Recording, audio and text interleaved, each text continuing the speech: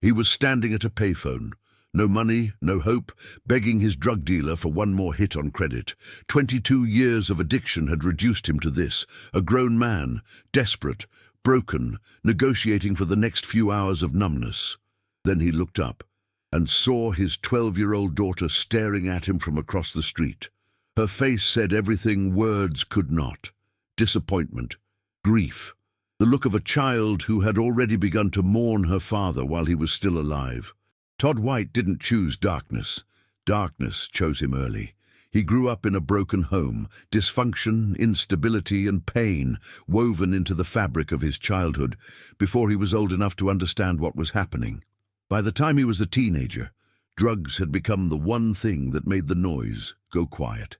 And for 22 years, he chased that silence. He tried everything. He tried willpower. He tried relationships.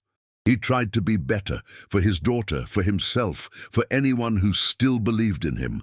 And every single time, the addiction pulled him back under. I was a full-blown addict.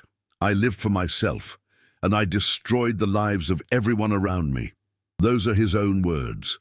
He had also decided somewhere along the way that God did not exist, that faith was a crutch for the weak, that the universe was empty and indifferent, much like he felt inside.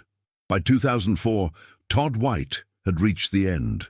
Not the end of a chapter, the end of the book. He was suicidal, not in the abstract philosophical sense, but in the concrete, decided I have run out of reasons to stay sense. 22 years of drugs, broken relationships, shattered trust, and a daughter watching her father disappear one hit at a time. He had nothing left to offer anyone, including himself. It was in that place, the most desolate address a human soul can reach, that he did something he had never done before. Not out of faith, not out of hope, out of pure desperation, the last gasp of a drowning man, he cried out to a God he didn't believe in. God, if you're real, help me. If you can take this life, it's yours. Shortly after that prayer, Todd crossed paths with a man named Dan Moeller, a pastor and evangelist known for his radical, street-level faith. Moeller shared the gospel with him, not a polished, rehearsed presentation. A real conversation about grace, about identity, about a God who pursues people into the darkest corners they've built for themselves. Something stirred in Todd that he couldn't explain. For the first time in 22 years, something outside the drugs made him feel something. The full breakthrough didn't come instantly. There were more months of struggle, but the direction had changed. Then came the morning that divided his life into before and after. He woke up, and the craving was gone, not reduced, not managed, gone. 22 years of chains, broken overnight. I woke up the next day and I had no desire for drugs. I was completely free. Jesus set me free. The transformation was so complete, so immediate, that people who had known Todd for years didn't know what to make of him. The man who had spent 2 decades chasing numbness was now consumed by something else entirely. He began reading his Bible every single day. He began talking about Jesus, not in a church, not in a program, but everywhere.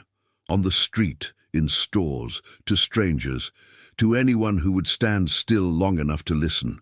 I read my Bible every day, and everywhere I went I told people about Jesus. I didn't know theology, but I knew that Jesus saved me, and I wanted everyone to know. Some people thought he'd lost his mind. Others watched him and couldn't deny what they were seeing. The addict was gone. In his place stood a man on fire.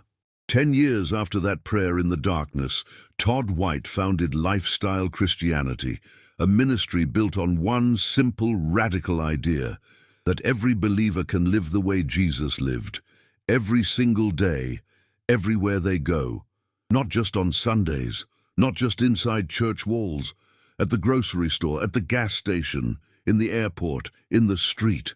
The late Reinhard Bonnke, one of the greatest evangelists of the 20th century, said of Todd White, "Todd is a man that is truly anointed by the Holy Spirit. God has opened his eyes and shown him that the Holy Spirit wants to flow through every believer everywhere they go.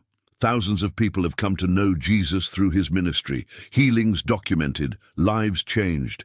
The man who had nothing left to give became one of the most giving men alive. Today, Todd White carries one message above all others, the same message he needed to hear when he was standing at that payphone, empty and broken. No one is too far gone. No addiction is stronger than grace. No darkness is deeper than the light that God carries into it. He says the chains that held him for 22 years were broken not by his strength, but by an encounter with a God who refused to leave him alone. 22 years of drugs, broken overnight. An atheist who had closed every door found one still open. A man with nothing left, given everything. This is not a story about willpower. This is a story about what happens when God walks into the room. If you are watching this today and you feel like Todd felt, like you've gone too far, waited too long, broken too many things to ever be fixed, Todd White's story is your answer. 22 years is a long time to carry chains. God broke them overnight. This has been Eternal Witness. Subscribe, because every week we bring you another story like this one. Stories of real people, real transformation, a real God. Stories that will make you believe again.